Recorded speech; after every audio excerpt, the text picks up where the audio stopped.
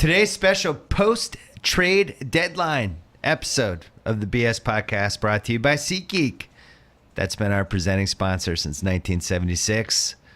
Basketball, NHL, music, wrestling, opera. My mom buys opera tickets on SeatGeek. She swears by the deals. There's got to be at least 3 people listening to this podcast who also like operas. Buy and sell your tickets in just 2 taps on your phone with SeatGeek. Everything fully guaranteed, and it's the best place to shop for tickets thanks to their revolutionary grading system. Check it out. Download the SeatGeek app today or go right to SeatGeek.com. I got to be honest, if you've been listening to this podcast for a while and you haven't gone to SeatGeek yet, you're hurting my feelings. Not as much as it hurt Chris Ryan's feelings when they traded Nerlens Noel yesterday, but almost as much. We're also brought to you by Rocket Mortgage by Quicken Loans. They bring the mortgage process into the 21st century. We're 17 years into the 21st century, so that makes sense. Do everything on your phone or tablet.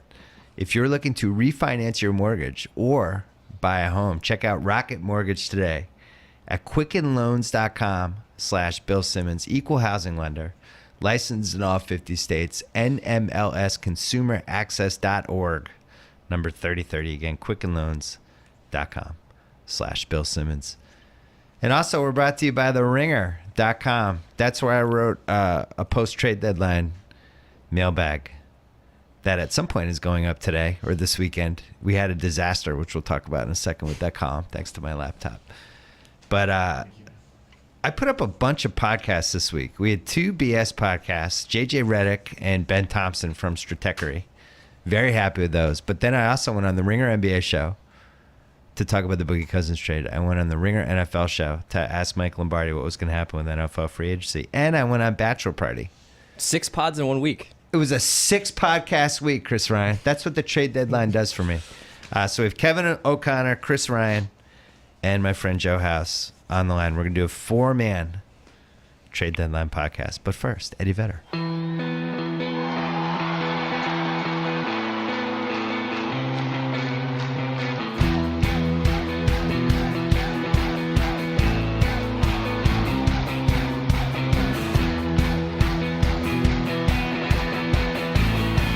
Which one of us is Buke and which one of us is Steiny Road in this situation? And then what does that make House? It's a lot of pressure for whoever's Buke. That's the wrong analogy. The proper way to think about this is as a delicious Cubano sandwich.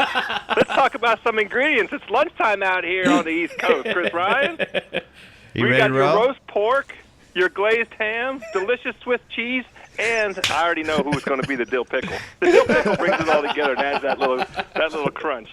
That's my boy Kevin O'Connor. Kevin O'Connor's the dill pickle here. What's going on, Joe? We might as well just make that the start of the podcast. That's Joe House, Kevin O'Connor from The Ringer, Chris Ryan. Trade deadline happened. Disappointing actual end of the deadline, but for the most part, an action-packed month. Yeah, a hell of a early part of the deadline. Ibaka and Boogie. I mean, Boogie was a monster trade. Boogie's a monster Boogie trade. ruined our 3-day presidential weekend. yeah. Which I both appreciate and didn't appreciate. We did have company at my house, one of my wife's good friends and her husband, and just was not expecting to be on my iPad for 7 straight hours refreshing Twitter. Did you see that coming, Kevin? It kind of just took over the All-Star game. Yeah, that was was- what I Yeah. thought. I mean, like I was sitting next to Micah Peters from The Ringer, and suddenly it became like looking at your phone, wondering what Woj was going to bomb next, and not watching the game on the floor in front of us. Woj carpet bombed the All-Star game house. He was the only interesting thing about the All-Star game. I know. You know, the Boogie thing overshadowed what would have been the subplot of that All-Star game, which was how bad the All-Star game is. And there's Which is this... that it sucked? Yeah, well, you know, on the one hand, it's like, who cares? It's the All-Star game. But on the other hand, I don't understand why it has to be terrible. I don't understand why we've just completely given up on defense or any semblance of actual basketball play. But I guess that's a story for another time. You were there. It was horrible, right? Yeah, I mean, I thought all 3 nights were kind of horrible, really, in terms of the product on the floor. I like Steve Kerr's idea. You know, there needs to be some incentive for the players, whether it's charity or something like that, that incentivizes the players to play defense, because it's not fun at this point right now. What would you do, Chris Ryan? I can't think of anything you would do unless you were actually going to make it a worthwhile thing for the players. Like unless you financially incentivize it, I don't really know why would you go out there and you like risk twisting an ankle. I was thinking you make it 4 quarters.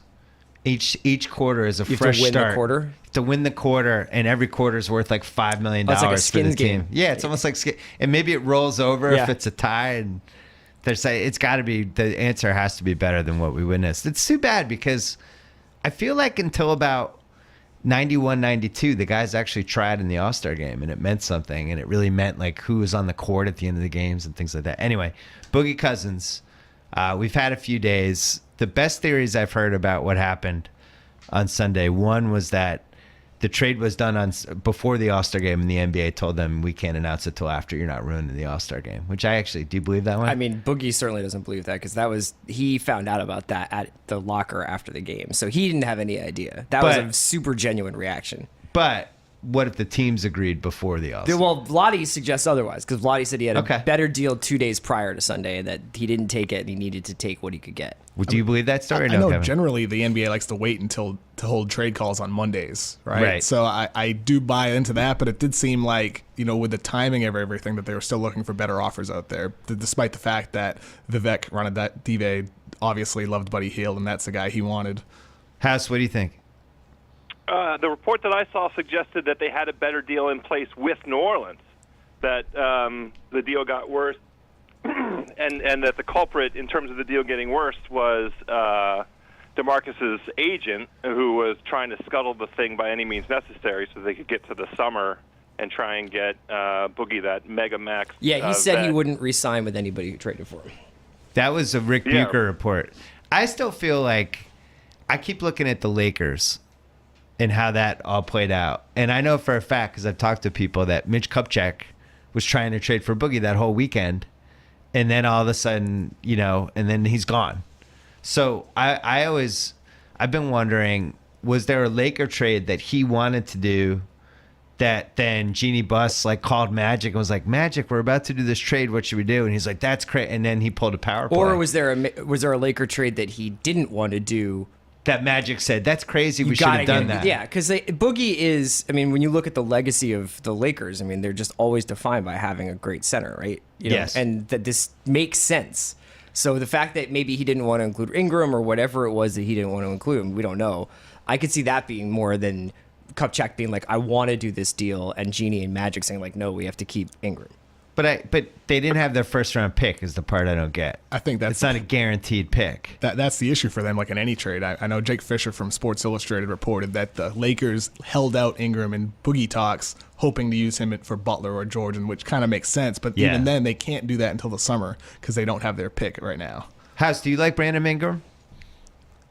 He's okay. He's still he's so young and still so skinny. I feel like he has growing. It's not a perfect comparison to compare him to Bradley Beal, but Bradley Beal has been growing since he arrived here in Washington. He is, for this season, for the first time, looks like he's in the body that he's going to be in for the rest of his professional career. So I give Ingram kind of an incomplete right now. He's not physical enough to compete and be on the floor for 30 minutes a game. What's the deal with Duke but, guys coming he's into got the the league skill. and not looking good? Duke guys. Like Duke guys coming into the league and not being physically right there yet. Now you're just trying to get Tate more involved in this podcast. I feel like Isn't that true though? Tate. Is that because I heard a rumor because they all go eat at the same place in North Carolina and it's not good for them. You think it's like the smoking and Carlos drinking? Boozer came in ready. Yeah, Carlos Boozer was 30 when he came in. I think He that's was part of it. 30. That's right. But he came in ready. That place aged Carlos Boozer, but Okafor, Kyrie was dinged up when he came into the league. Jabari. I said this to Chris Vernon on the Ringer NBA show on Monday. If Ingram was the deal breaker, I don't understand that. And you follow the college way more than I do, Kevin. But I'm not ruling out anything with Ingram. He tries hard. He seems like he could develop into something. I just haven't seen enough of the flashes yet. I think with Ingram, I would have him ranked behind Jason Tatum this year and Josh Jackson, maybe Jonathan Isaac too. I think Ingram's wow. really good. I think he'll be a really good player. But some of those Kevin Durant comparisons we saw last season, that's just outrageous. Like Ingram's a solid said overall that? player. Yes. I want to send that person a present, and it's not going to smell good. He's tall and skinny like Kevin Durant was. Yeah, I mean, like- Kevin Durant had one of the greatest college seasons anyone's ever had and was playing out of position at the 5 and was carrying their offense and was putting up double-doubles I every was playing night. for Rick Barnes. Yeah, it was playing Yeah. for Rick Barnes. And he was insane that season. He knew he was a freshman. Whereas Ingram is more solid overall. Like, people talk about him as a scorer, but he's a pretty good passer too. I look at him as kind of like the second guy behind your star. So, for the Pacers, obviously you're not going to just accept Brandon Ingram and D'Angelo Russell in a trade. You're going to want that Lakers pick if they were able to keep it. Well, I think, I want to get back to Boogie, but just quickly on the Pacers, there's no way that they're trading Paul George in February when they don't know how the lottery is going to play out. And that's why I was very skeptical with this whole thing. Unless Paul George went to them and said, I'm 26, I want to play for a title this season, which he didn't. You keep him. You wait. You want to see, their best case scenario is the Lakers get the first pick and the Celtics get the second pick, and they just play them off each other, for Paul George. And what happens if the Lakers get the 5th pick and the Celtics get the 3rd pick? Or Brian Colangelo ends up getting the Lakers pick and the Sixers win the lottery themselves and they decide to end the process and, go all in, trade those picks for Paul George, even if they aren't sure that he's willing to re-sign there. Go ahead, Chris Ryan. You want to do this now? Yeah, let's do it now. We'll go back to Boogie. That's great. That would be a great scenario. I don't know if I would actually even, given what people are saying about this draft, would you trade the 1 and the 3 for Paul George? Like 1 The and 4. 1 and the 1 and the 3? 4? Would you trade 1 and 4 for Paul You know, George? I went through this when I was writing my column. Really took a look at Paul George, 7th best forward in the league, right? Mm-hmm. He can't make the All-NBA team this year because there's 6 forwards better than him. He's 26. He's like a 43% shooter. He's a 22, 6, and 3 every game. He's a great defensive player. I wouldn't say he's the best, but he's on the level below Kawhi. And he can fit in with whatever you want to do. Yeah, I like the small fact but that he big plays ball. off the ball. Yeah. He's very good. He went to war with LeBron in 2 conference finals. It's not like you're getting Kawhi Leonard. I think there's the 8 players that are the best. And then there's guys underneath them, and he's one of the guys underneath them. And to that, it's I wouldn't trade the 1. I would trade 1 of those picks. I would trade 1 for Paul George. I wouldn't trade 1 and 3. I think that's insane. I'm so through the looking glass on this that I can't. One of the things that I wanted to see yesterday, and one of the reasons why the Sixers deadline was so disappointing, was because I wanted, if you were going to trade guys like Nerlens and Jaleel with those picks, I wanted them to be part of a package for a bigger superstar. pick. Yeah. I don't want to just Same. give away 2 top 5 draft picks in the best draft we've seen in a long time for what you're saying, a guy who's basically an A-. You Yeah. know, you're hoping that you get an A+ in that draft, right? That's the whole point of going through these years of accruing these picks. House, what do you think? I think of it from the Pacers' point of view. They made the calculus that there's a no downside trial balloon to go ahead and floating out there the possibility that George could be available for the offer, just to see if something crazy materialized, because we have incontrovertible proof that the folks running these teams are effing out of their minds. Right. So if somebody wanted to make an unbelievable, crazy offer, why not see if that comes out? But the right thing to do for the Pacers is exactly what you said at the outset of this, which is just sit tight until the lottery and see what the picks actually turn into for the teams that have picks as assets. Kevin, you could correct me if I'm wrong, but I got the impression that the Paul George trial balloon stuff was more of an ownership thing, and Larry Bird was more like, no effing way. I think for them, I mean, it's similar to what Joe just said. Wait to see if someone blows them away, because at this point, right, there's no reason to rush into a deal, right? Because I think teams might feel the same way about Paul George, as Bill mentioned earlier. I look at George and I'm like, how does this guy not score 28 points per game? And I think the key thing is because he doesn't get to the free throw line. He can shoot from outside, he can create his own shot, but the one thing he can't do at a super high level is draw fouls at will. He can't get to the rack, and that's what the key ingredient for a lot of superstars. And maybe that's something he just needs to commit himself to. But he hasn't shown it through over the course of his career, except for like short flashes where he like opens up the year a couple years ago, like averaging 29 a game. Like that's where we saw the Paul George I think everybody thinks of. But all he's really shown over the course of his career is like he's a 23 point per game guy, which isn't what you would deal the number 1 pick and the number 4 pick and future assets for. So he's like you said, Chris, an A- right now when you want that A+ if you're dealing all that. I mean, I wouldn't have traded.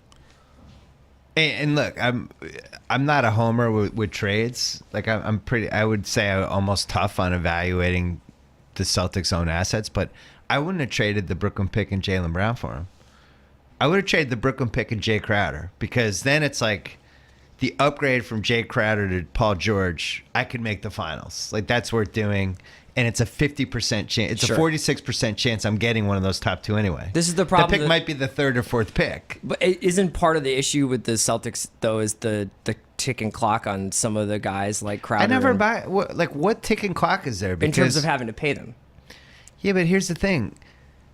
They're running the process simultaneously with having a top 5 team. That's the part that people forget. Like when people look at, the Lakers or Philly, or nobody's like, there's a ticking clock. It's like, oh yeah, they're building something for the next 12 years. Like the Celtics, they can do that with Jaylen Brown and this Brooklyn pick and next year's pick while they try to compete. So it's like, all right, if Crowder and Thomas leave, you're still replacing them with guys who are more talented. Yeah, but don't you think that that's kind of the same? So what you're talking about is the same schism or same debate that's happening within like the Philly, like Sixers fan community, where it's like, at what point is enough asset accruing done? Are you done with that? And you go for a Butler or a George or a Boogie. But when you say go for it, though, it would make sense if the price was fair. Like to pay like 200 cents on the dollar for Paul George makes no sense to me because you have the assets. But when else are you ever going to get, like, you have to identify. Boston's different because Boston is a competitive team that's like one player away from being in the finals. So the Sixers are years away. Maybe being in the finals. Right. But the Sixers are never going to get Who's going to be in the Boogie. finals, House? Cleveland and Golden State. What is my team going to possibly do to crack Cleveland and Golden State in the finals? Like if they traded all these guys for Paul LeBron George in the knee. That's what. Yeah, Go crack that's what we should LeBron do is get a in the hitman. back of his neck. Yeah, get a hitman. It's really all about the order of operations for the Celtics because, like, to your point, if the Celtics were to get Paul George, they're not on Cleveland's level, and they're definitely not on Golden State's level. They're maybe not even on the Spurs level, for that matter. Well, especially if they gave up Smart and Bradley and Crowder in the trade. Like, that's ludicrous. So in a sense, the way I look at it is like, if they wait till summer, they can use their cap space to potentially sign a guy. If you bring in Gordon Hayward and then trade for the star afterwards, that's the best order of operations for the Celtics. Ultimately, there's no guarantees there either. It could turn out that they come up empty this offseason, and then the Celtics have a ton of young players in their roster, and then we're asking the question, should they rebuild? Should they be trading more guys away to get more? That could be the question, but I think it's all about the order of operations here for the Celtics, and they're banking on that. And you also have to look at like just what the history of trades are for good players, right? Like, would you trade for Chris Webber, House? Googs and 3 number ones, right? Right. 3 unprotected number ones. Kevin Love fetched Andrew Wiggins. Boogie fetched 40 cents in the dollar. Dwight Howard fetched a whole bunch of crap that actually looked good for a little while, but then turned out not to be as good. But like, for the most part, nobody's been able to get 100 cents on the dollar for a guy they were trying to trade. I can't remember I think any instance of it. Teams wait too long, I think. Yeah, they wait too long or they go too soon. Darren Williams was probably the best example of a really good haul. Yeah. They got Derek Favors. They end up with the 3rd pick. They got another first rounder. Like, that's about as good as you're going to do. I liked what Denver got from Melo. That core wound up getting being really good regular season team under Carl. But did they get one All-NBA guy for Carmelo? No. Yeah, it's really hard to get an All-NBA guy for an All-NBA guy. This is what we're talking about with George, too. It's just like, even if you get an All-NBA guy, it still might not be enough. You know what I mean? Like Denver's had a better record without Melo than Melo's had with the Knicks. Yeah. Like, put it this way. If the Spurs said we're ready to trade Kawhi, they never would. That'd be like, all right, Jaylen Brown, Brooklyn pick. I might even give you my next Brooklyn pick. I might just go all in because now I have one. Now I have a guy that could be the best guy in a finals. But Paul George is not. You have the guy that makes LeBron shudder when he sees him come on the floor. Right, but like I can't believe you're even one you would deal that deal. Like you would have to do that deal. Isn't the Kawhi. whole point to get Kawhi? Yeah. Yeah. But my point is Paul George is not Kawhi. I actually think do you think Jimmy Butler's better than Paul George right now as an asset? I do. My hands up. I do too. Yeah. I think at the beginning of the season I would have said Paul George, but Jimmy Butler's made strides this I year. think Jimmy Butler and Isaiah would drive each other crazy That's a kind of a thing that I agree with. I because think they both do need the ball. they're so ball dominant. Butler needs to be convinced to stop pounding the ball. He hasn't had a reason to be convinced of that in Chicago yet. That's what Paul George would have fit in better with the Celtics team, but I think Butler's a better player. I agree with that. And I actually think Butler can still get better. Whereas I'm not sure agree. what Paul George is going to do at this point to get better unless his three-point shooting because he's not guys don't start going to the line more as they hit their late 20s. They are what they are at that point, but they can just get better shooters. With Jimmy Butler, he's improved as a shooter too. Like over the years, he's still only like a 36% spot up 3-point shooter, and that's average. But at the same time, considering his ability to get to the line, I think he more than makes up for it in terms of that. And plus, Butler's a better defender than George too. Yeah, one of the things I like about Butler is he'll be like, "I got this guy." Oh, Isaiah let me guard Isaiah for these last 2 minutes. Oh, I'm gonna go get LeBron. Yeah. Like he'll jump around and do stuff. He got the dog in him. That's what I like. I like Jimmy Butler. I'm gonna admit something right now. Particularly. There's like a 7-minute stretch yesterday when I thought Jimmy Butler was happening. When the Bulls made that weird Cameron Payne trade. Yeah, that's what I thought that was about. Rebuild, reboot, blow up. I was thinking that the Paul George stuff was just all a sideshow. That was just a distraction from what was actually happening with Jimmy Butler. Yeah. It's kind of conspiracy theory, partially, sourced a little bit too. But I think that Butler was actually the real target there. It was like when Tate was in college. Tate, when did you get your girlfriend? When did you start dating your girlfriend?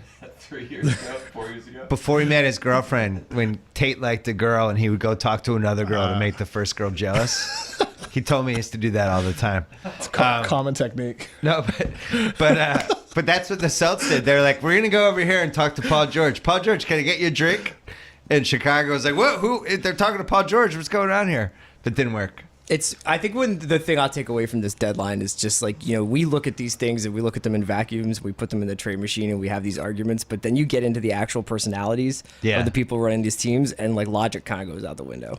Well, and everyone's more attached to their person. In the Michael Lewis book, there's this great chapter about Daryl Morey, the new Michael Lewis book. And one of the pieces is about when you get too attached to your own players and stripping away like the attachment to just looking at it logically. So it was about like the Kyle Lowry trade, which they were going to trade him for this really nice lottery protected pick, and they were afraid to trade him.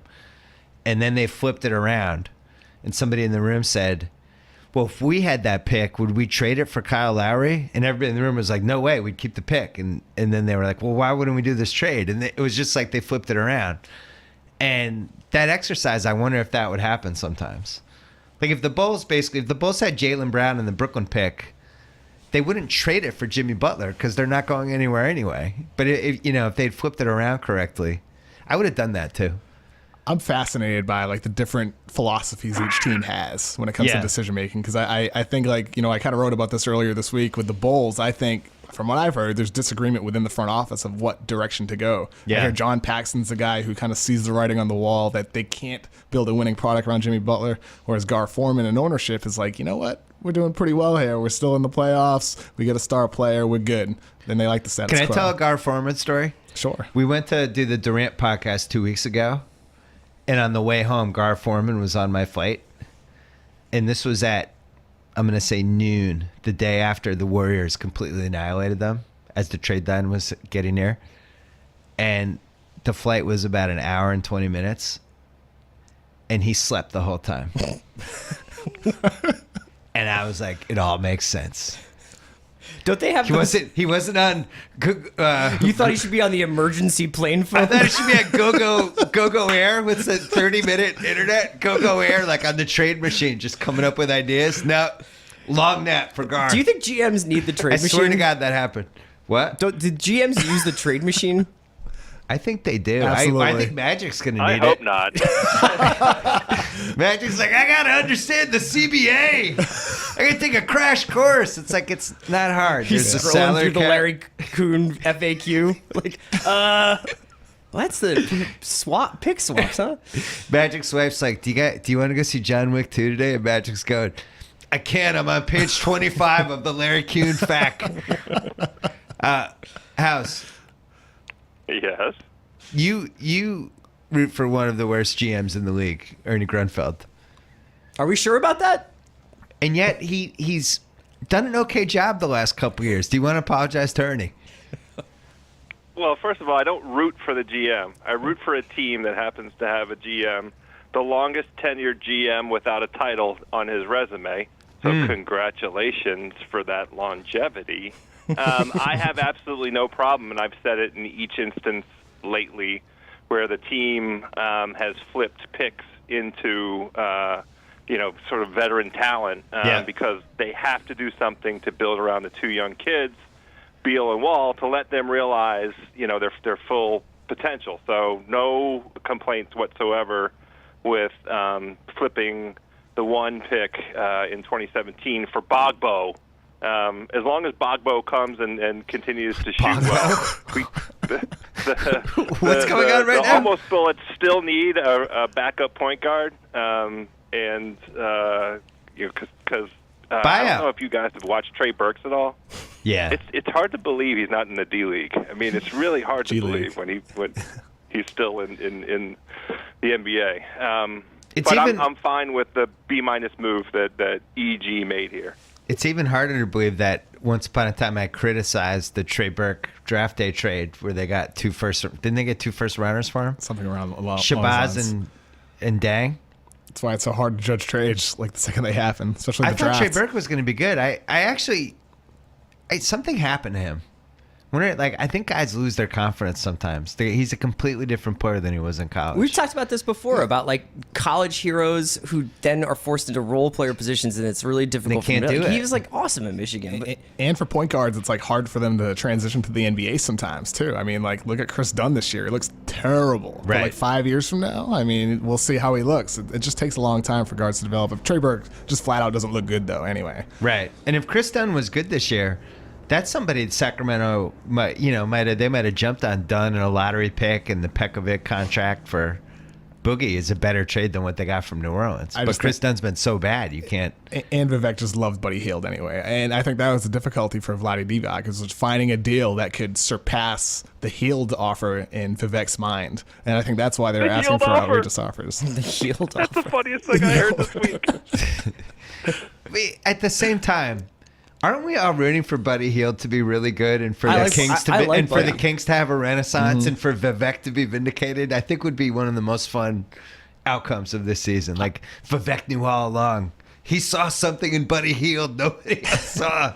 I mean, you know what? Yeager has done a lot with a little. He even worked some miracles last year, and I just it might take the Pelicans a little while to figure out how to play Boogie and AD together. They also have a pretty poor roster. I was watching them last night. That was not encouraging. But I know it's the first game. But Yeah. it's just when you see who they bring out there, you're like Tim Frazier. Okay. I had a mailbag question about whether New Orleans had a puncher's chance against Golden State because they're two big guys. It was that's fine. Those guys could get 70 points and 40 rebounds every playoff game.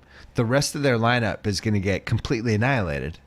It's one of the biggest. Their perimeter guys versus Golden State's perimeter guys is one of the biggest mismatches. They just signed Jared Jack. Oh, they just signed Jared Jack, House. He's alive? He's alive. House, remember in college when we played with Al Sabloni, and he would get mad when he didn't get the ball? Yeah, Big Al shouldn't have gotten the ball more than he did. No, he got the ball exactly the right amount. right, but we all liked him. He would fly off the handle, Yeah. but we were, it was fine. I think Boogie was the kind of negative version of that. I think he was got just. the ball every time he needed it. I know, there was but no problem getting. But remember, Al would yell at me if I didn't pass it to him. I think that Boogie did all that stuff, on and off the court, and I think it wore those guys down. And now I think the Kings are probably like, "This is great."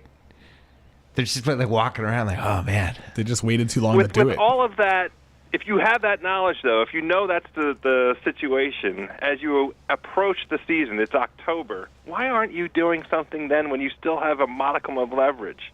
Like, Yeah. what is the point? The only logic I can come up with for the Kings' disaster, the utter catastrophe that they've perpetrated upon their fan base, is they wanted to see whether or not they had a legit shot at making the playoffs this year. That's the only rational explanation for why you would go 50 games with Boogie and then run yourself directly into the trade deadline, knowing all along that there's no way you're going to hold on to him into the summer and risk that extension negotiation. You know what I and heard, risk though? not getting anything for him. I'm sure you've heard this, and I think a couple of people have written about it. It really does seem like there was like a 24-hour window where they finally broke Vivek down, and Vivek's like, Yeah. all right, fine, try to see what you can get. And Vlad was just like, I'm making who, no. It just was like gonna make the deal before he changed his mind. Yeah. I literally think that's the case. It's like when you go to buy a car and you go in and they don't want to let you leave until you commit to buying the car. That's what Vlade was like. He was probably mobilized. Everyone, we have 7 hours. Vivek's gonna change. He's gonna wake up soon from his nap. There's we also gotta do like, this now. all these things where it's like you just wonder what else was happening. That's what I'm so fascinated by with the Okafor Noel situation. It's just like, what did they? Colangelo came out today and said that this was the best deal available that he could make at the time being, and that basically, I mean, the understanding being that they had no interest in getting into the restricted free agent game with Noel, but like. This is just so mind-boggling how we wound up not having the clearly better NBA player on our team. Honestly, also, and people have been talking about this all day, there's no guarantee that Embiid's going to be able to play more than 45, 50 games a season. So Noel's pretty good Embiid insurance. 45 is high. Yeah. You could have said 20 there, and I would have nodded. Right. So, Chris, I have a question for you, though. Why wouldn't they enter the summer and get into the RFA period with Noel? Why not? Great question. I have no idea. I Are they don't. I anywhere don't. I just near the don't think cap? Colangelo liked him. Yeah. I just don't think Well, he. the feeling's mutual. Yeah, I know. Well, They- what are the And the Sixers? Philly fan base pays the price. He's going to go nuts in Dallas. Thank you, Brian. He's going to be so good on Dallas. I was dying for the Celtics to get him. for the season. You could have told me that not only did he vote for Trump, but he had a Trump bumper sticker on his Jeep and was going to rallies and the whole thing and did all this offense. I would have been like, can you You mean do like a screen Tom Brady? Just like Tom Brady? wall? That's fine. I deserve that. But I just think he's going to be really good on the right team. I could see him being. I agree with you. I could see him being awesome on Dallas. It's a great fit. The thing with Noel that when you watch him, and it was just like clearly he's just on the wrong team, but like so good at screen and rolls, so active around the rim, like Awesome not in just protecting transition. the rim, but like flying out, and Yeah. deflecting balls and all this stuff. Great on transition. I just wanted to see him on a good team, and I kept watching him, thinking like, man, him and Isaiah Thomas on the high screen. I would get a boner. I'm not kidding. I understand. Not like a full one, but like a half I hate the one. Celtics, but I understand that boner. Yeah. And now he's on Dallas. He's going to do it with Yogi Ferrell, I know. who might be good. Where'd you have Yogi Ferrell, O'Connor? Probably like 40, 50, something like that. Like borderline undrafted. So, I mean, that's kind of what happened with him. You didn't think he was going to be an all-NBA point guard? Oh, hell no. I don't think Yogi Ferrell thought he was going to be an all-NBA point guard. Tate's really upset about this. What? Tate hates Indiana. It's the only thing worse would be if I it was think from with Duke. Nerlens Noel, right?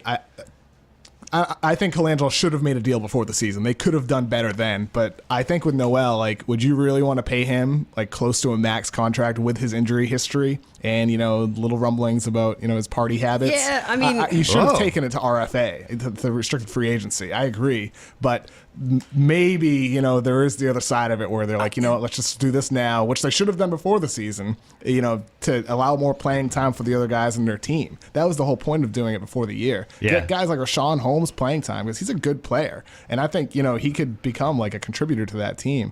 And now they open up that time, but it's still a bad deal. And we still have Okafor. Yeah, which is ridiculous. They should have traded him Yeah, before Kev, the year too.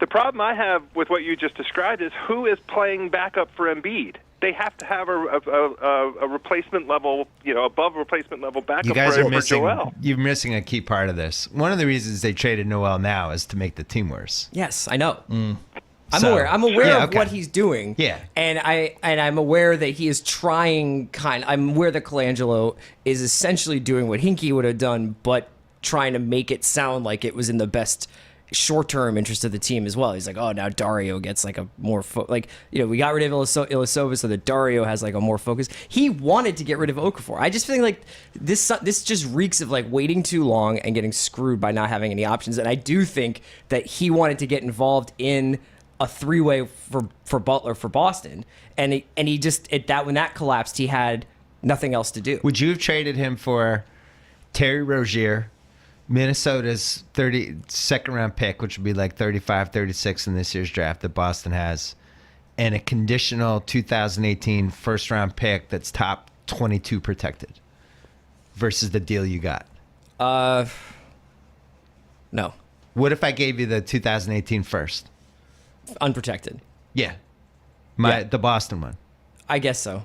Terry Rozier in the 2018 first. I honestly couldn't tell you like what Terry Rozier does on any given night. Isn't that more than what Dallas offered? Yeah, definitely. It just comes down The to top 18 Justin Anderson protected versus pick. Terry Rozier. Yeah, I guess right? is it Justin Anderson? Because the Dallas, that's not going to be. They're not going to get that pick. It's going to be 2 second rounds. I know. That's what. Yeah. That's also offensive that they came out and even bothered to try and sell it as a first round pick. Colangelo called it draft compensation today. Yeah, So this is just like this- they probably read the bash. I'm back to yeah. bullshit city. This is like Yeah. I preferred Hinkie not talking and then talking about like birds and Warren Buffett than having Colangelo give it like every 3-month update where it's just like we're just gonna no. It's like I'd rather have the eccentricity than have this. House, this will cheer you up. You spent a lot of money on expensive takeout, I know. I do it. You could just sign up with Blue Apron. Oh. I keep telling you to do that. For less than $10 per meal, Blue Apron will deliver you all the fresh ingredients you need for a delicious home-cooked meal. They have the highest standards for ingredients. They built a community of home chefs that has no rival. Here's some of the meals available in February. Ooh, that's my favorite part. On Blue Apron, I know. I really love doing the Blue Apron reads with you. Here's some of the meals, House. Cashew chicken stir fry with tango mandarins and jasmine rice. Oh, wonderful. Udon noodle soup with miso and soft-boiled eggs. No? Yes, udon. Yeah, you like udon noodle soup. I love udon. Roasted pork with apple, walnut, and farro salad. You definitely eat that. I've seen you eat pork. Crispy barramundi with quinoa and roasted carrot salad. A little healthy for you, but you'd eat it anyway because you love food. Keep going. Don't stop. That's all I have right now. You can get your first 3 Blue Apron meals for free with free shipping if you go to blueapron.com/BS. What was your favorite out of those 4, House? Cashew chicken stir fry? Yes, you know why? Because I would have said udon, but it's 75 degrees here on the East Coast now, so I'm ready for spring. All right. Blueapron.com/BS. First 3 Blue Apron meals for free with free shipping. What else can we talk about at the trade deadline? You want to talk about the Thunder? Yeah. Dougie McBuckets? Oh, Taj Gibson? man, I got to do it. It's become a BS podcast cliche at this point. Are we sure Doug McDermott's good? He doesn't do a lot else other than What does shoot. he do? He can shoot the lights He out. shoots. I think that can help Russell Westbrook for sure. I mean, he might hurt them on the defensive end, but who cares if he's shooting like 45% on wide he's open spot Anthony up Morrow. threes. He could be Anthony Morrow. But Anthony Morrow wasn't making shots. Tate and I saw them in person 2 weeks ago, and on the way home had the "what the hell does Doug McDermott do" conversation, because it just seemed like the Warriors just had somebody stand next to him, and that was it. He was completely out of the offense. How about the Bulls trading 2 first-round draft picks for him a couple years ago? Ooh. That's a bad deal. It ended up being Nurkic and Gary Harris, Yeah. right? Who are Nurkic isn't great right now, but Gary Harris is Gary a better Harris. player than Doug McDermott. Yeah, for But sure. there were other guys that could have even taken it 11 Oh, yeah. too in the McDermott spot. Definitely. That's a botch. Bad deal. That was a botch. One of the many bad deals the Bulls have made. It is possible though that all the Bulls, like how long did we hear that Mirotic was supposedly this unbelievable guy? Yeah. Yeah, and also And now they couldn't even give him away. I at the think trade that's deadline. part more of an indictment of like what's happening in Chicago, that like so many of these Like guys Bulls that have media? potential. No, not even media, just like because isn't Mirotic involved in all the Rondo, Butler, Wade infighting? It's like that those guys like Butler and Wade don't like Mirotic, but like Yeah. Rondo does. When we saw him in person 2 weeks ago, I was riveted by how unhappy he seemed. Yeah. I couldn't stop watching it, actually. Should have drafted Rodney Hood. Oh, that could have Rodney Hood with the in that McDermott draft. Yeah. But yeah. So for OKC, Taj, that's good.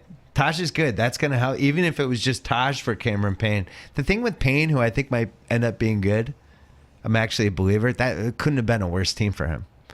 You have a guy who's a point guard, who's a distributor, needs the ball in his hands. He's playing with Russell Westbrook, with the all-time one-man show we've had. You know, like, what was he going to do? He can't play with Westbrook. I think the thing with Payne is, like, even if he becomes a good point guard, which I think he will, I like Payne, he could still be the 25th best point guard in the NBA. Right. I don't know if he has that star potential. I think he's like one of those guys who you're happy to have on your roster, good starter, but he's not the guy. I think the Bulls, I mean, if they were to trade Butler in this draft, they should still target a point guard, I think, in this year. Right. It's a loaded draft. House, we did this exercise, O'Connor and I, the other day in the office, trying to figure out, because the Pelicans are obviously going to overpay Drew Holiday, and it's going to be a mistake. I'm just telling you right now. It's mid-February. It's already a bad move. I'm already giving them an F- for it, and it's 4 months away from happening. And we're trying to figure out, is he in the bottom third of point guards you want? So we went through all the rosters. It'd be like, you know, Boston would rather have Isaiah Thomas, like Cleveland would rather have Kyrie. Go all down the line. What do we have him ranked? 21st or 22nd? Something like that. I think it was 22. 22. Like maybe it's 22 and a half because we had a couple disagreements in there. Yeah, it was somewhere between 21 and 23 where we had Drew Holiday ranked on the starting point guard, who would you rather have list. And he's going to get paid over $20 million. Yeah, at that point, I would just rather roll the dice with the hoping for next year's Yogi Ferrell. Or going like stopgap dudes or whatever. That's the inherent problem with the Pelicans too, because once they pay Drew Holiday, they lose cap flexibility, and it's going to be very difficult for them to add good players to that roster that can contribute, and they need more, right? That Boogie, Davis, Holiday is a nice core, but they need more than that. So it seems like what we're getting into now is that last year this time there was no cap. Like, there was no such thing as bad deals. We're just going to throw this money at people. We have to we have to make up all these numbers. And now all of a sudden I feel like I'm hearing more and more like, that's a bad deal. This guy's expiring. Like, because the cap's not going up. It's going to level out, right? Yeah. But like, that's, to me, Drew Holiday has saved the Pelican season. Like, he seems like he's like a really good point guard when he's healthy. And I probably would have him higher than where you guys have him. But I understand what you're saying. He's like $20 million for Drew Holiday is nuts. We're going to have to go through the list. He's a 60%. The hard thing about it is, if you bite down on him that way, that's your big three. And what's the ceiling for that big three? House, I'm just having like such a hard time. Like, it's like, how many good, like, what's the alternative, right?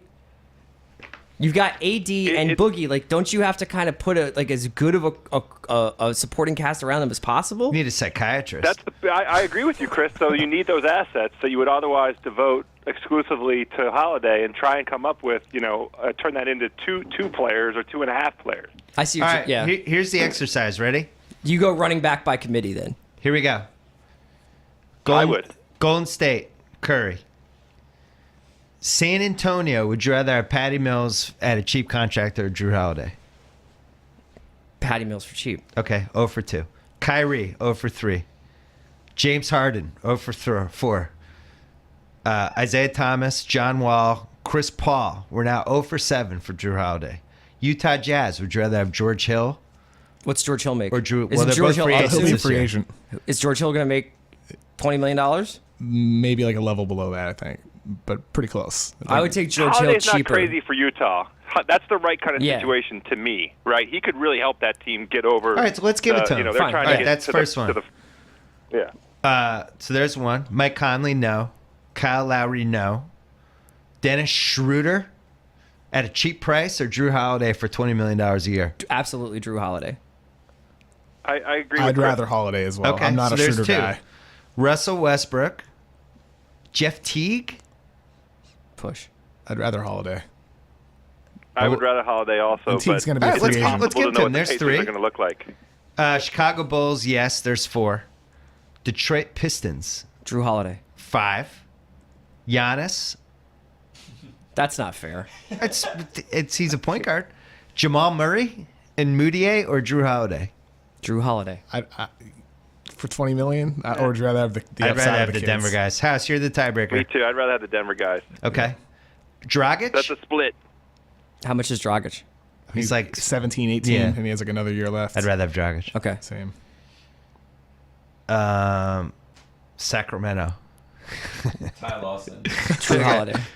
Drew Holiday is exactly the kind of player that So that's Sacramento's 7 had. teams. Damian Lillard, Kemba Walker. Drew Holiday. No and no. Oh, Whoa. Tate Drew rather have Holiday Drew Holiday than Kemba Walker. He made the All-Star Really? team. Do you think that Get the outta here, Hornets would Tate. be We're better not listening with to Drew you. Holiday than they are with Kemba Stop Walker? it, Tate. Yes. Don't listen to No Tate. way. He's got an irrational That's Kemba. rude. 40 times a game. Stop it. Knicks, yes. So there's 8. Would you rather have him or Yogi Ferrell and Seth Curry? I'd rather like- have Holiday. Yeah. Yeah. You'd rather spend $20 million for Drew Holiday than $1 million on Yogi Ferrell and Seth Curry. That makes Dallas really interesting, right? Yeah. All right, I'll I give mean, it to you guys. I Is don't agree Dallas with it. using their money on something else? Like, if I visit, who's like the guy who's getting paid on Dallas? Minnesota? Drew Holiday. I think I'd rather have I the agree. combo of the youth. I mean, if it's one guy, like if it's Holiday over Rubio, I'd take Holiday. But if you're also throwing Dunn in there, like Dunn and Rubio, Dunn. I'd rather Dunn and Rubio. I would too. I'd rather have done in Rubio. Okay. Okay, me too. I'm agreeing with Kevin. Philly? Drew Holiday. Bring him back. How about TJ McConnell, Chris? He's Orlando? the greatest point guard all time. We're just. I'm not. I go ahead. Orlando, Drew Holiday. Lakers, I'd rather have Russell. I'd rather have the youth. Phoenix, Me too, Russell. Bledsoe. In Brooklyn, you'd rather have Drew Holiday. So that's more teams than when we did it Yeah. last time. So now we So- have him ranked like 19. Yeah, still that's not great though. No, that means that's he's still, never I gonna think that be an I'm all-star bringing team a ever. little bit too much Doug Collins to this podcast. Maybe I influenced you guys. Drew's a gamer. the other factor here though. I've been Is, in some wars with Drew. the other factor though is there's like a bajillion point guards coming in this draft. So and some See, of those that's the guys thing, are going to that- become stars. But that's my point. Like, if he is not one of the best 12 to 13 point guards in the league, I would just rather roll the dice with what's out there and maybe get a draft pick or something, or another free agent, or get somebody in the cheap. I think Drew there's a Holiday's- point guard surplus. There is a point guard surplus, but I think that Drew Holiday getting 20 mil is not the most egregious person getting overpaid in the NBA right now. And I don't really, I mean, I just wish that they would stick to a cap so that we could get accrue like a fixed value of players. All right, for the record, Drew Holiday's last 4 seasons: 34 games, 40 games, 65 games, and playing a full year this year. He is basically 15. Well, he missed the first part of the season. He's 15 and 7 every game. He's a okay 3-point shooter, not great. He's around 37, 38%. He does not really get to the free throw line. He does not rebound at an above average rate. I don't know. I don't see it. I would not want to pay him $20 million. I don't want to pay $20 million for somebody who's not an all-star. He's Are an we sure excellent he's defender gonna though. he's gonna get that kind of Huh? money? He's an excellent defender though. Okay. So I mean that's something that's hard to look at with the stats. Fair point. I think Holiday. Look, the Pelicans are in a spot they have to pay him. I mean you can't let Drew Holiday walk because they don't have any Why? alternatives. They don't have. Who are Who they gonna signed get? him? Well, but the Celtics are in this conundrum, right? A little bit because people are like, oh, they overpaid Al Horford. Al Horford does a lot of good things at a really high level. And the stats, I don't think, totally reflect all the stuff he does. Maybe Drew Holiday, maybe the defensive stats. Well, I think that's why if you're the Pelicans, you're better off. You're in a spot where you have to re-sign Holiday because you don't have alternatives. And then if you do miss the playoffs and you get lucky, you win the lottery, and you somehow manage to keep your pick, you get another top player too. Whereas if you do make the playoffs, you get no chance, and the drop falls off after the top 10 guys because they need more, and they don't have the cap flexibility to add more through free agency, and they probably don't have the asset flexibility to do it through trade. So the best case scenario is for the Pelicans to somehow get lucky in the lottery and manage to add another guy that they need because that's their only path to getting him. That would only be if the league rigged the lottery. Like Yes. they did for Derrick Rose that year. Yeah, what would to save basketball in New Orleans? What's the over-under Because for rigged lotteries, do you think? Like 3? 7.5? Oh yeah, you're higher than me. Yeah. I'm always suspicious of the lottery. No, I don't think they rig it. I think that this is like a really, Not really, it's a totally. deeply philosophical question. Yeah. What, like if we just spent the first part of this podcast talking about how Brandon Ingram isn't that good, but like last year at this time, everybody was freaking out of Brandon Ingram. And it's like, I was under the impression that Brandon Ingram was going to come into the league and set it on fire, based on the way that we were talking about it. Is even if you got Fultz, is that a better option for the current Pelicans than... Well, that's a totally different level of guy, though. Okay, but is Fultz coming into the league next year? Ingram wasn't even remotely a sure thing. None of these guys are going to come in next year and light it up. I Right. don't think. I mean, I think for the Pelicans, right? Lonzo's dad is furious right now. Okay, yeah. Okay, sorry, LeVar. But I think for the Pelicans, it's like they can't go all in right now because they don't have the flexibility. So in a sense, they need to manage and have this good team, this 500 team, and then have that young star player that comes up. They wanted that to be Buddy Hield, and obviously they got him for a star. But if they get another guy somehow, being able to get lucky in the lottery and keep that pick, that's the guy in 3 years when it comes time where Davis's contract is coming up, where you already have Boogie locked up, where then it's like, okay, now we're looking good. We have our big three. It could be, it could be Fultz. It could be Lonzo Ball. Or it could be one of the forwards, too, for that matter. Or trade Boogie this summer. Flip the asset. That'd be sneaky. To the Wizards. House, you still awake? Still in play. I mean, some of you on the pod earlier this week, I think with Verno, talked about Beal you were just running through each team and saying whether or not teams would do deals. I would have done Beal for Boogie. I would have done that immediately, and I would have done it straight up. No hesitation. Well, because House is worried about his legs. That's fair, but at the same time, House has had enough of stress fractures with Bradley Beal. But then in you'd the be same worried sentence. about Boogie's personality once you have Well, him he's on got your John own team. Wall. Boogie and Wall Yeah. and Scotty Brooks. That's a love affair. House's 180 on Scotty Brooks has been one of the highlights of my Look, NBA Scott Brooks season. made Kelly Oubre into a real thing. That guy should get Coach of the Year. And Otto Porter. Otto Porter's It's going to get a not my max. 180, by the way. I had an open mind. You're the one. Yeah. And before the season started, I gave the Washington professional basketball team the benefit of the doubt at exceeding the You did. over-under and exceeding the Randy Whitman, You did. ceiling. And here we are. You did. You don't think Fultz could come in and be good right away? I mean, he could contribute, but you mean making a super big winning impact where you're putting him out there at the end of the fourth quarter? I think he can contribute, but I don't know if he'll be a guy where he's really making a big difference, at end of game situations, which is really when it matters. I'm so impressed by how he can get his shot off. He's I good. feel like he can do that at any level. My thing with him is his shot for real. I don't think he's as good as 42, 43%, whatever he is from three. I think he's a good shooter. I don't think he's this great shooter that he is right now. And we get tricked by that all the time with these small samples in college where guys play only 30 games. Right. And 5 shots can make the difference between 36% and 42%. So I like Fultz, but I don't think he's a great shooter like he looks like he's been. You like him, Chris? I love Fultz. He's awesome. What do you think, House? I love him too, but to Kevin's point, the three-point line is also 7 feet shorter in college, so it's not really a good indication. He's a good mid-range jumper, is what that means in the NBA. Least surprising headline on a major sports website right now. Sixers rookie Simmons won't play this season. Yeah, that's a shock. It's They too got to bad. get some better MRI machines in shouldn't play. Philadelphia. I feel like they have a couple too many. Oh wait, the scan's different now. Be a little more honest with the injury timelines too. Yeah, House, if I did the trade value column, where would you put Simmons, just out of curiosity? Top. How many? How long? How Let's say many it was guys a are we going to top- put in the column this year? Let's say it was a top 60. 60. I put him in, 55, 56, something like that. He's inside of it. All right. Chad Ford just put up his mock draft 3.0. Fultz 1, Lonzo 2, Josh Jackson 3. No surprises there. Malik Monk, That's your number guy. 4. I'm in love with Malik Monk. He's Philadelphia. your guy. I'm in love with. Philadelphia. I'm fine with that. Okay. Yeah. Dennis Smith 5. Ugh, not a fan. Not a fan either. Jonathan Isaac 6. Jason Tatum 7 to the Sacramento Kings. Perfect. Tate's delighted about that. Frank Ntilikina to the Knicks. Ntilikina? How do you say it? I think it's Ntilikina? Ntilikina or Tilikina. Ntilikina. One of those two. So the Not Knicks- sure if the N is silent. The Knicks taking a French guy. I'm sure that'll go great. Laurie Markkinen, number 9 to Dallas. We all like him. I'm a big fan. All of I us him like a lot. Markkinen. Yeah. It's a good one. Also sounds like the Die Hard 7 Yeah. villain. Yeah. Like Laurie Markkinen has Lost killed John the Lost McClane's Gruber family. brother. Yeah. De'Aaron Fox, 10 to Sacramento. Can't shoot.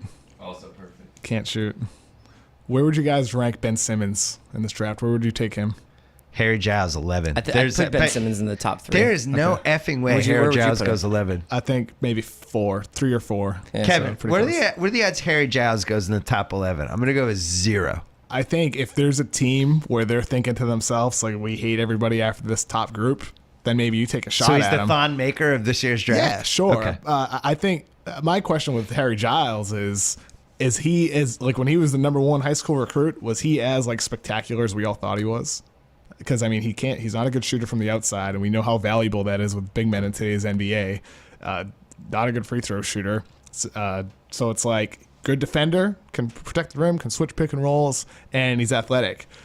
And he can pass the ball a little bit too. But at the same time, it's like shooting is really, really, really important for big men in today's NBA.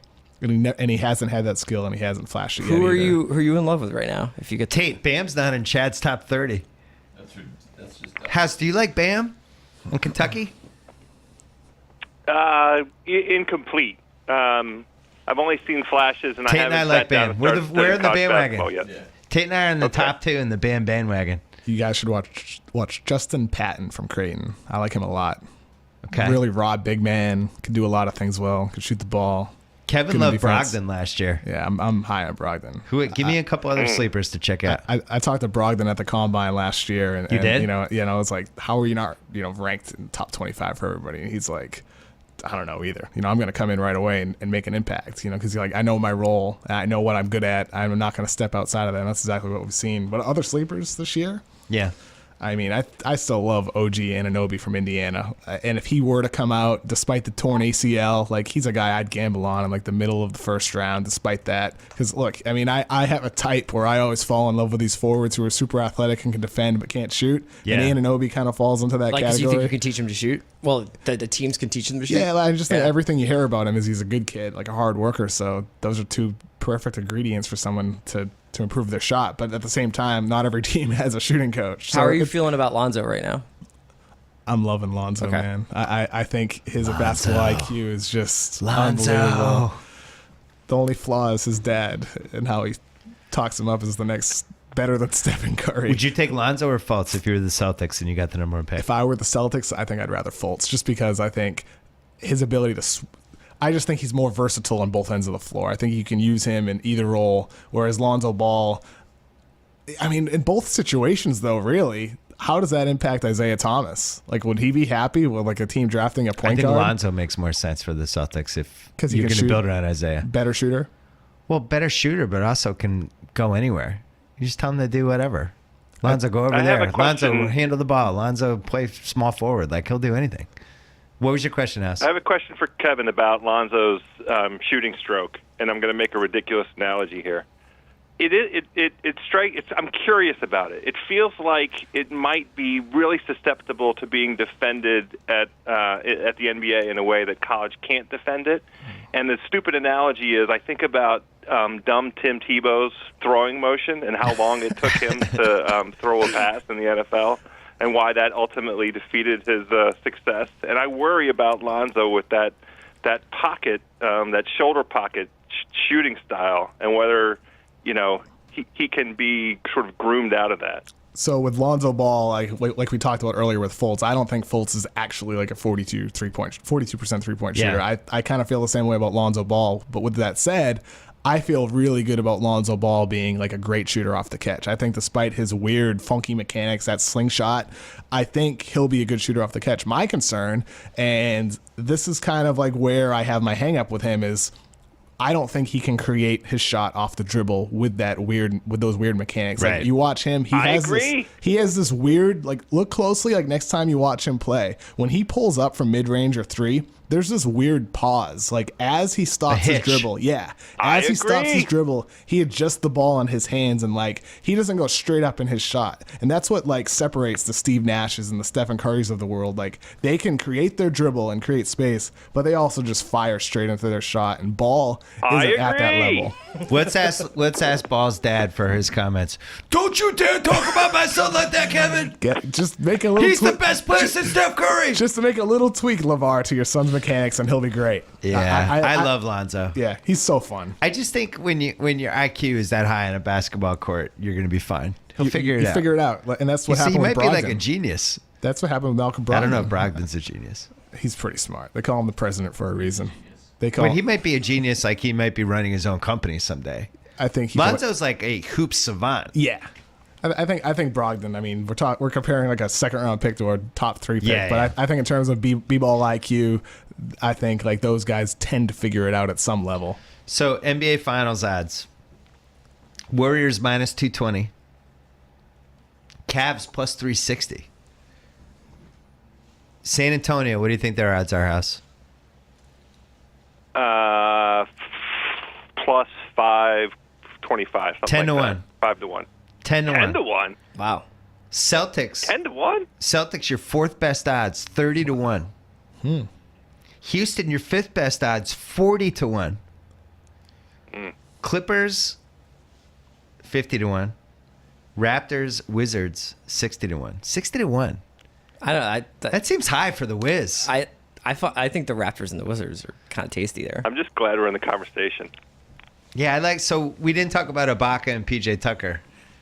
I feel like you really have to be a diehard league pass psychopath to even have an opinion on PJ Tucker. I was waiting to see where he would go. He's the kind of guy I could see in a series going at LeBron, getting in it, like annoying him, frustrating him, starting a thing, pushing this guy. Like he's kind of perfect.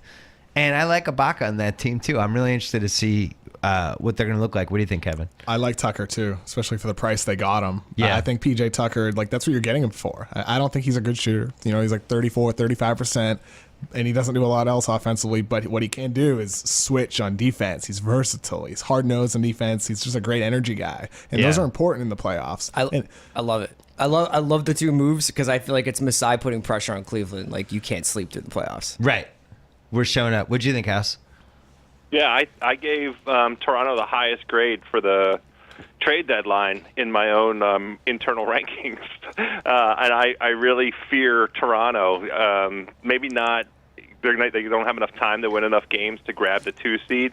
But I think they're the most legitimate threat to Cleveland. They're now, to me, at least by roster construction, ahead of both Washington and Boston. So the Celtics, Cleveland has 40 wins. Celtics have 37. Washington has 34. Toronto has 33. So you need to stay ahead of Toronto. You want to play the Celtics in round 2, right? I mean, that's a no-brainer. Oh, my God, yeah. Oh man, And it's a bad matchup for us. Like, that'll also just be so fun. that'll be a great great. one. Can There's a lot of everybody bad wear blood. all black the entire time? Like 10 guys in all black. House, do you think that'll affect our friendship? We've never had our teams go against each other in really anything. I don't think it'll affect our friendship. Yeah, I don't think you so still like either. to eat, right? Yeah. Okay, all right, we're good. We're good. I don't think our teams have ever competed in any sport.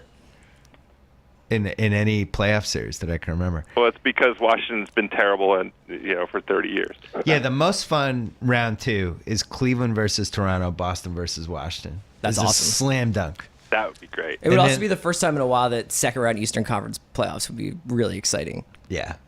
And then on the other side, I guess, do we want to see a Warriors Clippers series at this point? No.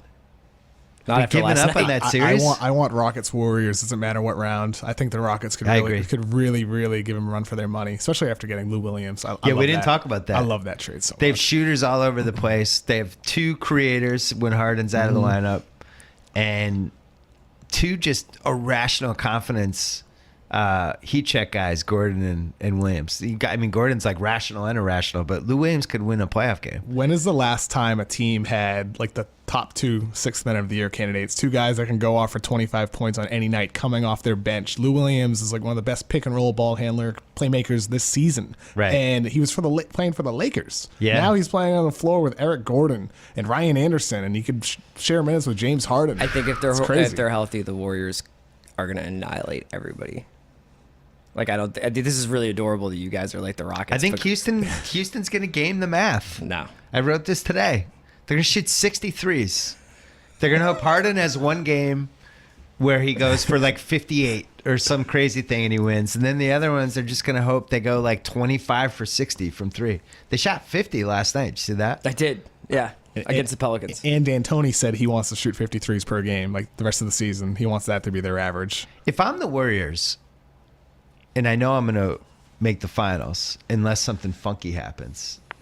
What's funky? Funky is, oh my God, we ran into that team that shot 45% from 3 and took 63s a game. Like, we couldn't compete with the math. That's the only way they're going to lose. Couldn't they compete with that math really easily? They could, but they'd have to make shots, I don't know. I think what you're saying is if Golden State has one of those cold streaks, right? Yeah. And then Houston just happens to catch fire at that time. Like, that's just circumstantial, right? I'm more optimistic than you are. I'm not optimistic at all. How many games will the Warriors beat the Rockets, and Chris? 5. I think Hillary has the selection, says Chris Ryan. Hillary didn't have KD and The 2016 finals is over, KD said and Chris Steph Ryan. probably could have beat Trump. Turn the TV off. The Falcons are up 25, said Chris Ryan. Okay. It's the year that don't write in anything in pen. Okay. Damien Chazelle, accepting his Oscar award, says, thanks, Bill Simmons. And Damien Steve Carell Chazelle. lifting the Larry O'Brien. It's not, but watching the Warriors over the last couple weeks, I just don't see it. It is the unsolvable problem. I think with the Warriors, they haven't even unleashed everything they can do yet. I agree with where is the Durant, Stephen Curry pick and roll?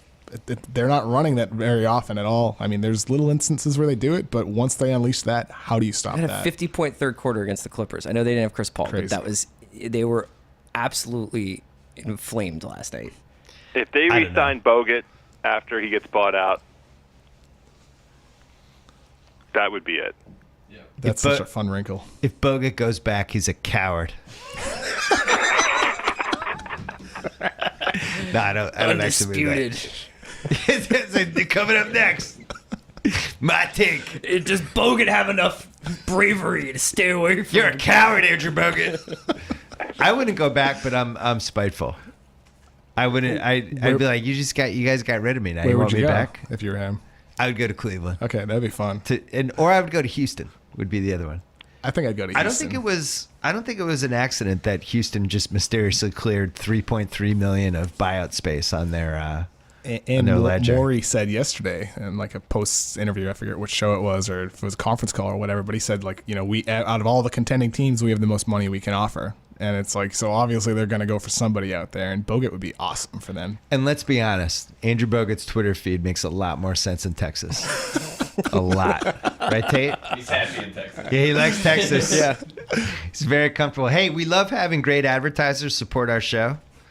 But in order to keep doing that, we need your help. So please go to podsurvey.com/BS and take a quick anonymous survey that will help us get to know you a little better. I mean, the podcast is free. It's not like we're asking a lot here. That way we can show advertisers just how great our listeners are. Even if you've taken our show's podcast listeners survey before, the current one is new and different. I would love for you to take it all over again. Plus, once you've completed the survey, you can enter to win a $100 Amazon gift card. So go to podsurvey.com/BS and have your chance to win a gift card. Do it for us. Come on. I don't ask for much. All right. Any last things we got to cover on the NBA? Did we hit everything? House, did we cover everything? It feels like we got everything covered. Are you just saying that because you're hungry and you have to go? I drank a lot of water at lunchtime. Before you go, will you tell us what's going to happen with Tiger Woods in 2017? Because yet again, I have Tiger Woods blue balls. I would get some ice. I believe they're going to stay very blue for the balance of this season. I don't have high hopes for him.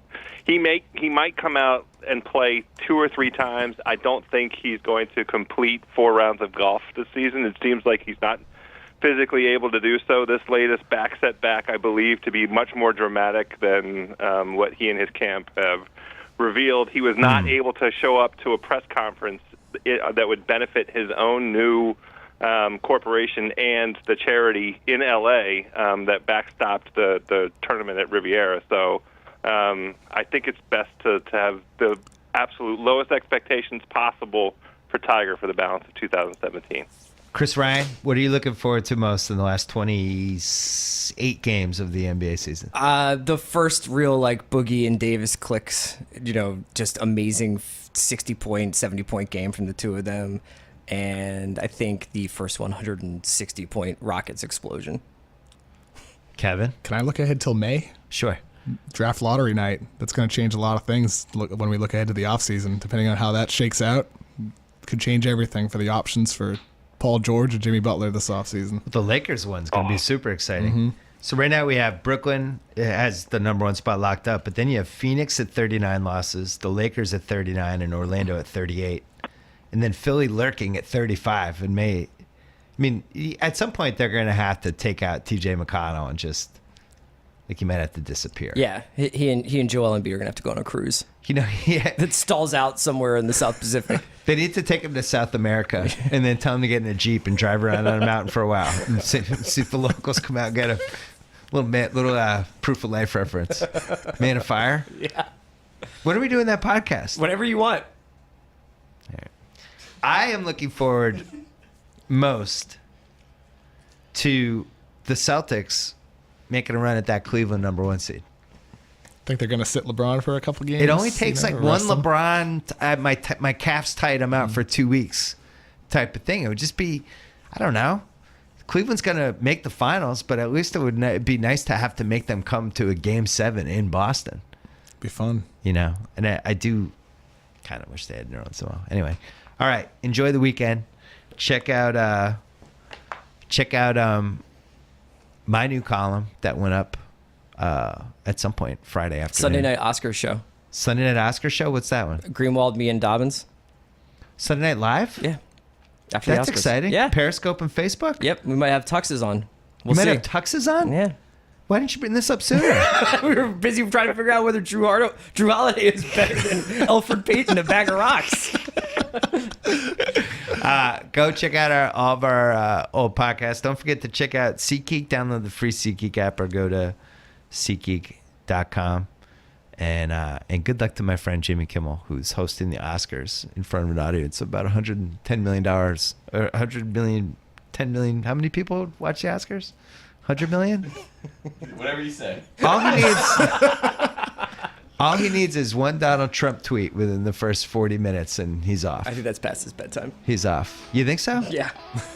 Well, the person controlling Donald Trump's Twitter account, just one tweet to get the ball rolling. Anyway, enjoy the weekend, and we'll be back next week on the BS Podcast.